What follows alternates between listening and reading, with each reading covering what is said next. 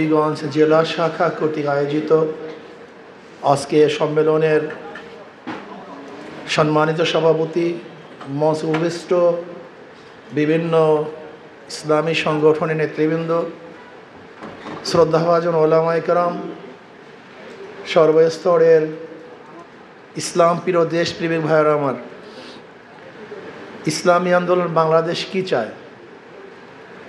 ইসলামী আন্দোলন বাংলাদেশ ইহকালীন শান্তি, পরকালীন মুক্তি চায়।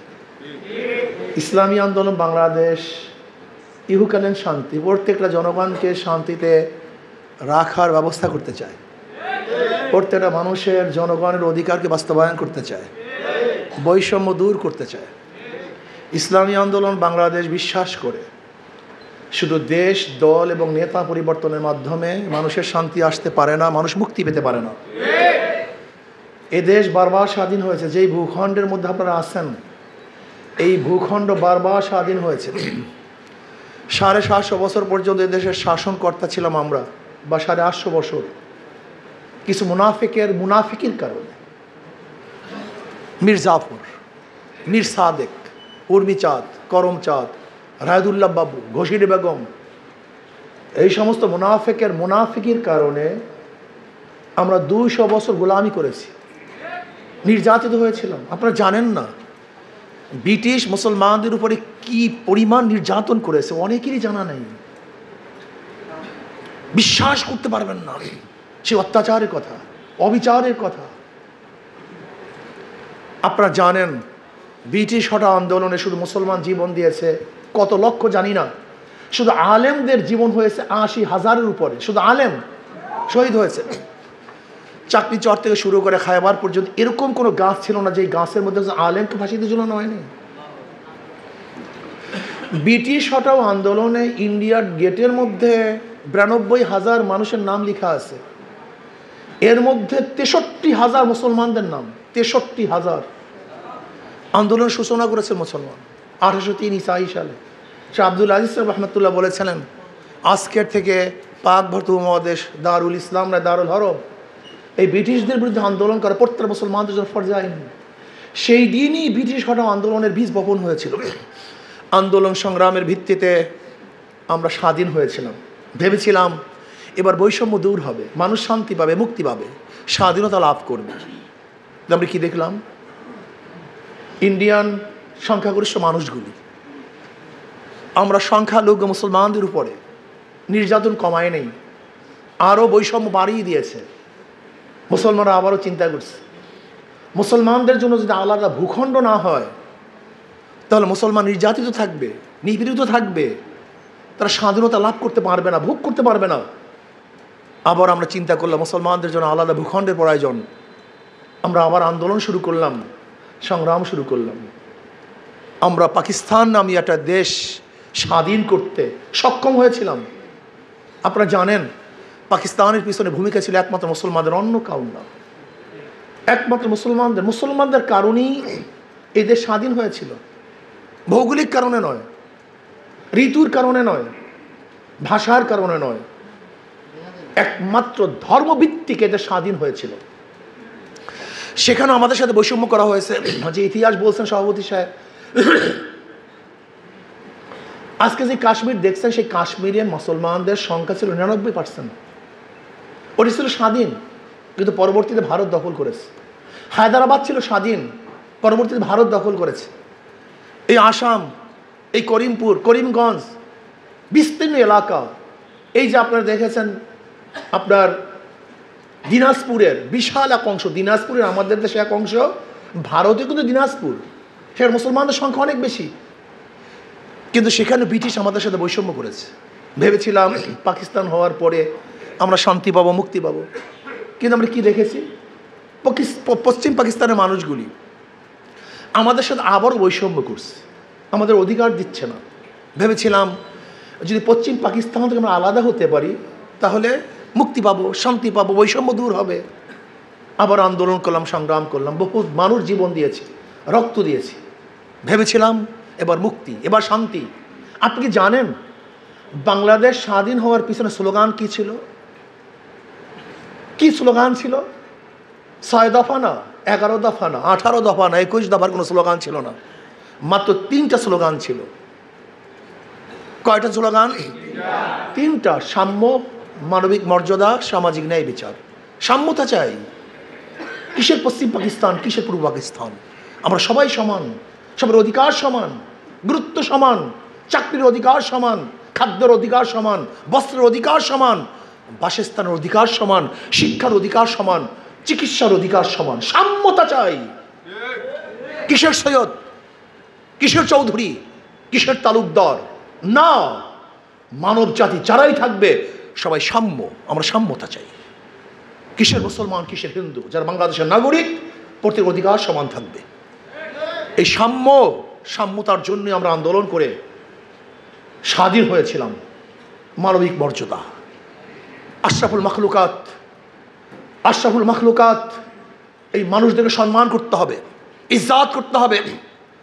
ঋষি হোক, কামার হোক, চাষি হোক, মজদুর হোক, গোলাম হোক, চা বাগানের একজন কর্মচারী হোক না কেন, সে চাই যত গরিব হোক না কেন, নিম্ন শ্রেণীর হোক না কেন, আশরাফুল মাখলুকাত, আল্লাহ পাকের শ্রেষ্ঠ জীব, এদেরকে সম্মান করতে হবে, ইজ্জত করতে হবে।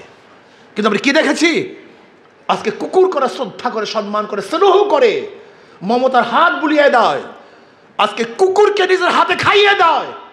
অথচ আশরাফুল মাখলুকাত ডাস্টবিনে এক মুষ্টি খাদ্যর জন্য কাক এবং কুকুরের সাথে লড়াই করতে আসে। আজকে ওরা কুকুরকে বিছানায় উঠায়, আর আশরাফুল মাখলুকাত তার রাস্তায় ঘুমাচ্ছে। আজকে ওরা কুকুরের জন্য ডায়াফ্রামের ব্যবস্থা করে, অথচ আশরাফুল মাখলুকাত খোলা আকাশে নিয়ে ঘুমাচ্ছে। আজকে ওরা কুকুরের জন্য পোশাক বানায়, কিন্তু আশরাফুল মাখলুকাত বস্ত্রহীনভাবে চলাফেরা করছে। ওরা কুকুরের জন্য হাজারো খাদ্য যোগায়, আর আশরাফুল মাখলুকাত ধুকে ধুকে খাদ্যের অনাহারে মরছে। আজকে ওরা কুকুরের জন্য চিকিৎসার ব্যবস্থা করে, হসপিটাল করে, আর আশরাফুল মাখলুকাত একটা প্যারাসিটামল ট্যাবলেটের অভাবে ধুকে ধুকে মরছে। এইটা আমরা চাই না। আমরা কি চাই? এই আশরাফুল মাখলুকাতের ইজ্জত চাই, সম্মান চাই, তাদেরকে শ্রদ্ধা করতে চাই, মর্যাদা দিতে চাই, মোহাব্বত করতে চাই, ভালোবাসতে চাই। সে ধনী হোক, গরিব হোক। যেরকম জনাব মুহাম্মদ রাসূলুল্লাহ সাল্লাল্লাহু আলাইহি ওয়াসাল্লাম বেলাল হাবশির মতো গোলামকে, বেলাল হাবশির মতো গোলাম, নিজেও গোলাম, বাবাও গোলাম, দাদাও গোলাম, 1 টাকার মালিক ছিলেন না, 1 শতক জমির মালিক ছিলেন না। এই গোলামজাত গোলামকে নবী আলাইহিস সালাতু ওয়াস সালাম মর্যাদা দান করেছেন, সম্মানিত করেছেন, এত ইজ্জত দান করেছেন। হযরত ওমর ইবনে খাত্তাব রাদিয়াল্লাহু তাআলা আনহু সম্বোধন করার সময় বলছেন কি, সাইয়্যিদুনা বেলাল, আমাদের সর্দার বেলাল। আমি চাই প্রত্যেকটা ঋষি, কামার, মজদুর, জেলে, তাঁতি, শ্রমিক, মজদুর আশরাফুল মাখলুকাতকে শ্রদ্ধা করতে, সম্মান করতে, ইজ্জত করতে, তাদের পাশে দাঁড়াবার জন্য ইসলাম, তাদের পাশে দাঁড়াবার জন্য ইসলাম দুনিয়াতে আসছে। তাদেরকে ইজ্জতওয়ালা করার জন্য, সম্মানিত করার জন্য ইসলাম দুনিয়াতে আসছে। ক্ষুধা নিবারণ করার জন্য দুনিয়াতে আসছে। যখন মহিলাদের কোনো সম্মান ছিল না, ইজ্জত ছিল না, জনাবে মুহাম্মদ রাসূলুল্লাহ সাল্লাল্লাহু আলাইহি ওয়াসাল্লাম সেই আমার মা জাতিকে সর্বোচ্চ সম্মান এবং ইজ্জতে ভূষিত করেছেন। এর নাম ইসলাম। আমরা সামাজিক ন্যায় বিচার প্রতিষ্ঠা করতে চাই। আজকেও দেখেন 71 বছর পরে, সেই 71 যুদ্ধের পরে আজকে 2025-এও আমরা ন্যায় বিচার প্রতিষ্ঠা করার জন্য আন্দোলন করছি, সংগ্রাম করেছি। সব জায়গায় বৈষম্য। দল করবেন, হাজারো খুন করবেন, খোলা আকাশে নিচে ঘুরবেন, আর দল করবেন না। আপনার যতই পবিত্র থাকেন, আপনাকে জেলখানায় ধুকে ধুকে মরতে হবে, আপনার আয়না করে থাকতে হবে, আপনার হাতের মধ্যে হ্যান্ডকাপ লাগবে। কেন? না, বিধায়ক কোনো দলের হয় না, শাসক কোনো দলের হয় না, শাসক সর্বজনীন হয়। যেরকম কোনো ডাক্তার কোনো দলের হয় না, একবার অ্যাডভোকেট কোনো দলের হয় না। ডাক্তারের শত্রুকেও সে চিকিৎসা করে, তার বন্ধুকেও চিকিৎসা করে। ঠিক একজন বিধায়ক, একজন শাসনকর্তা, সে কোনো দলের হতে পারে না। তার শত্রু তিনি শাসনকর্তা, তার মিত্র তিনি শাসনকর্তা, প্রত্যেকটা জনগণের শাসনকর্তা হয়। অথচ আমরা শাসনকর্তাকে কি বানিয়ে ফেলেছি? দলীয়। এটা হয় না। ডাক্তার দলীয় হয় না, অ্যাডভোকেট দলীয় হয় না, ইঞ্জিনিয়ার দলীয় হয় না। একজন শাসনকর্তাও দলীয় হতে পারে না।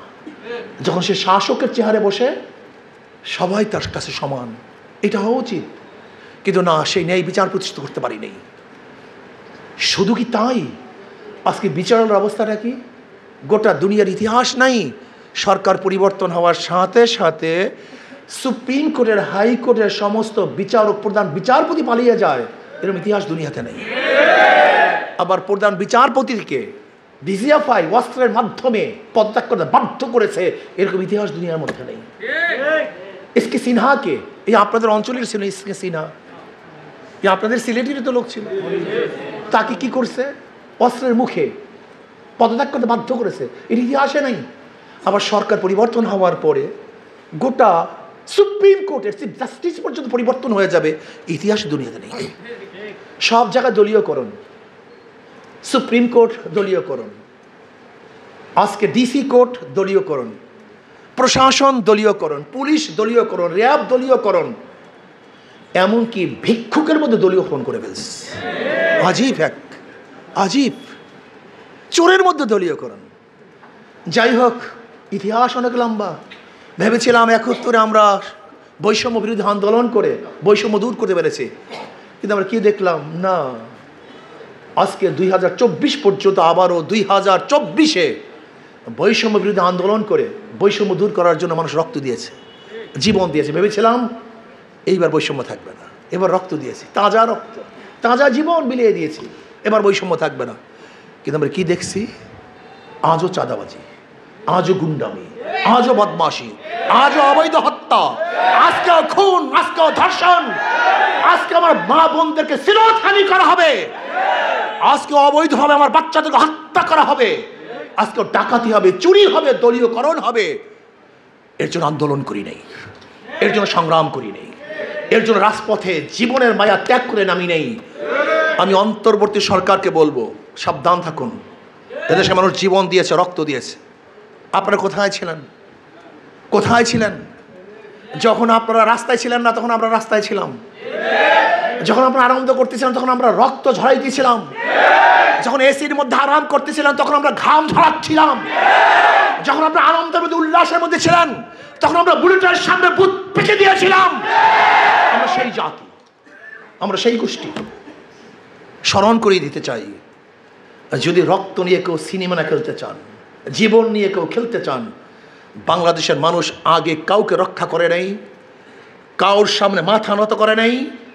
আজকেও বলতেছি স্পষ্টভাবে, যদি জনগণের জীবন নিয়ে, তাদের আশা এবং আকাঙ্ক্ষা নিয়ে, তাদের আবেগকে নিয়ে সিনেমা খেলতে চান, তাহলে আবার এক আন্দোলন হবে, সংগ্রাম হবে। সেই আন্দোলন সংগ্রামের মধ্যে সমস্ত অন্যায় ভেসে যাবে ইনশাআল্লাহ। সে সময় আসতেছে।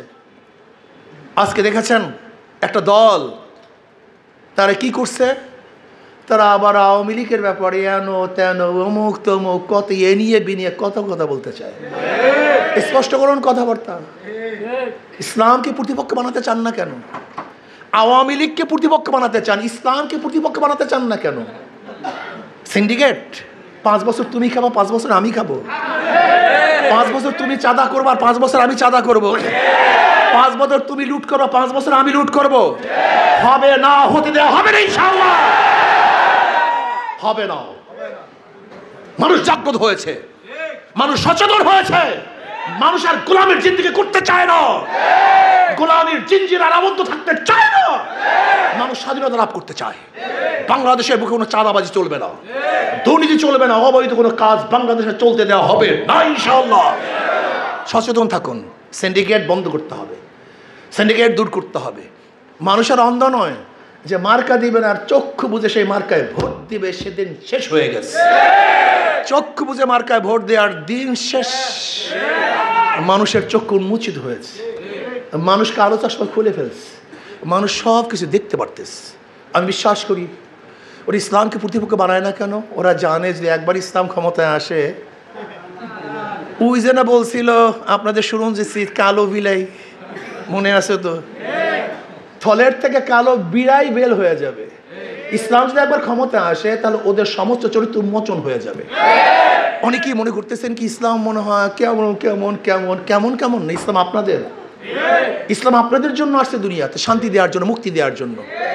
যখন জাহিলি যুগ ছিল, মানুষের হানাহানি, মারামারি, কাটাকাটি ছিল, খুনাখুনি ছিল, ধর্ষণ, অবৈধ কাজ ছিল, সেই সময়তেই জানাবে মোহাম্মদ রাসূলুল্লাহ সাল্লাল্লাহু আলাইহি ওয়াসাল্লাম আমার নীতি আদর্শ নিয়ে আসছেন। যে নীতি আদর্শ সমস্ত জুলমাত অন্ধকারকে দূর করে স্পষ্ট সূর্য আপনাদের সামনে উদিত করেছিলেন, সে নাম ইসলাম। আপনারা ভয় পাচ্ছেন কেন? সাংবাদিকরা ভয় পায়, শিক্ষিত মানুষরা ভয় পায়। ইসলাম আসলে আমার ঘুষের অবস্থাটা কি হবে, আমার সুদের অবস্থাটা কি হবে, আমার দুর্নীতির অবস্থাটা কি হবে, আমার ডাকাতির অবস্থাটা কি হবে? এগুলো লাগবেই তো না আপনার ডাকাতি করা, চুরি করা লাগবেই না, ঘুষ খাওয়া লাগবেই তো না। বরং আপনার চরিত্র গঠন হয়ে যাবে, আপনার আদর্শ গঠন হয়ে যাবে। আপনি চাকরির থেকে যে প্রাপ্তি পাবেন তাতে আপনি যথেষ্ট মনে করবেন, হাই থাকবে না, লোভ থাকবে না। যখন আপনার পাশের চেয়ার চুরি করে, এর জন্য আপনার মধ্য চোরের লোভ চলে আসছে। কিন্তু আপনার পাশের যখন চেয়ার চুরি করবে না, আপনার মধ্যে চোরের ভাবনাও আসবে না। আমরা আদর্শ ভিত্তিক কান্ট্রি করতে চাই, আর আদর্শ ভিত্তিক রাষ্ট্র করতে চাই। যে আদর্শ ভিত্তিক রাষ্ট্রের কারণে আপনি এমনিতে ভালো হয়ে যাবেন, এত টেনশন করিয়েন না। আর সবচেয়ে বড় কথা হলো, ইসলাম আসছে গরিবদের জন্য, ইসলামের গোটা অর্থনীতি গরিবদের জন্য, অথচ গরিবরা ইসলাম পছন্দ করে না। বিয়াকু ইসলামের জাকাত গরিবদের জন্য, সদকা গরিবদের জন্য, ফিতরা গরিবদের জন্য, ওশর গরিবদের জন্য, মানত গরিবদের জন্য, দান গরিবদের জন্য। ইসলামের গোটা অর্থনীতি গরিবদের জন্য। ইসলামী অর্থনীতি গরিবদেরকে ধনী বানায় আর বড়লোকদের ভারসাম্য রক্ষা করে।